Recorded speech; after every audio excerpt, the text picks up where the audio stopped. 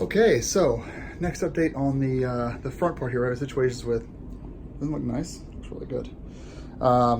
So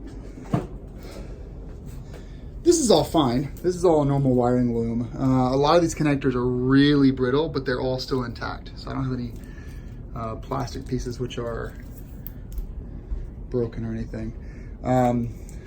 This is interesting though. This fuel gauge setup here, it looks stock, but it doesn't, I don't know if that's supposed to be there or not. It must be, right? Because there's no other place to put the fuel.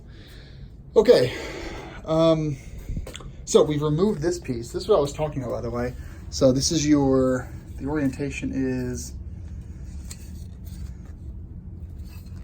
this way, like this. And you'll see here how the bottom piece, this is broken right there. So when you look at it this way, it's supposed to be like that. But this piece here is broken off. Now this is how this is how it should look on this side. But you'll notice that's how it looks on this side. And actually, when I was looking on eBay to try to find a replacement one of these, looks like it's actually cracked there as well. I was trying to find a replacement one of these, and it looks like this is actually a common issue because almost all the upper fairings have this piece side broken. Let's show you what it looks like on the bike.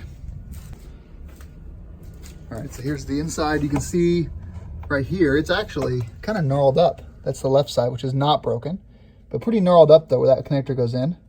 Here's the other side. Gone. It's not there. You can see how it was all basically kind of JV welded in there. And in doing research, I basically found out that because the RT fairing is so heavy, it weighs like 35 or 40 pounds. And the entire RT fairing, okay, sure, you've got some mounts back here, but pretty much the whole fairing is basically connected to that one holder piece on top and bottom, which means all that weight, both wind and normal weight, is just being propped up by two pins into plastic.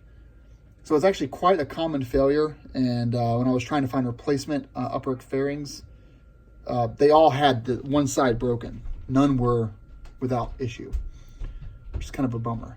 When you combine that with this broken piece right here, the only good part about this is that the motor for the windscreen still works. Other than that, it's completely useless. So we're kind of coming to a point now where we could save ourselves $100 by returning the ones I bought. I bought all these parts, replacement parts for all of these. So we could save ourselves $100 by returning all that. And we also have heat on this crash bar. Not this one, the other side. This piece right here is broken. It's just rubber holding that in. So that's broken there.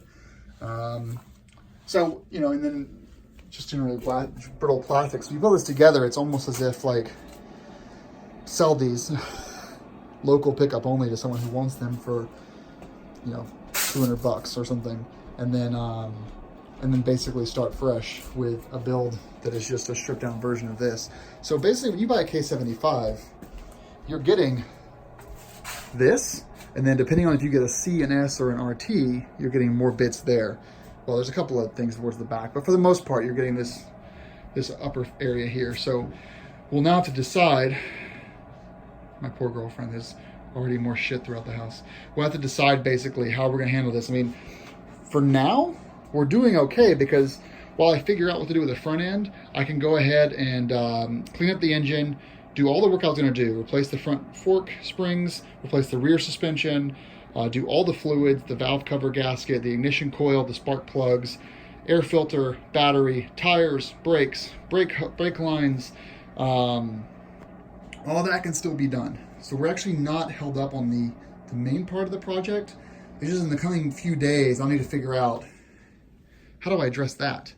And I'm thinking, because I just saved myself like 45 or 50 pounds of shit, that we just end up proceeding with a slimmed down K75 build without the fairing. But we'll need to work on that. We'll need to figure out the pricing of everything and kind of figure out what we're going to do to make this work. So I think it looks great when you see the roundel. And the engine exposed looks fantastic. It's a beautiful, beautiful motor. So to be continued, I guess. This is kind of a small update of what we just did a few minutes ago. I should have made this one video, I guess. But I'm looking forward to getting your feedback, though, on this stuff. I mean, I'd like to... I don't need this thing anymore. I can get rid of this. This thing is fine. It works, but we'll see. Let's think about it. Okay, guys. Let's proceed with all the stuff I just listed off.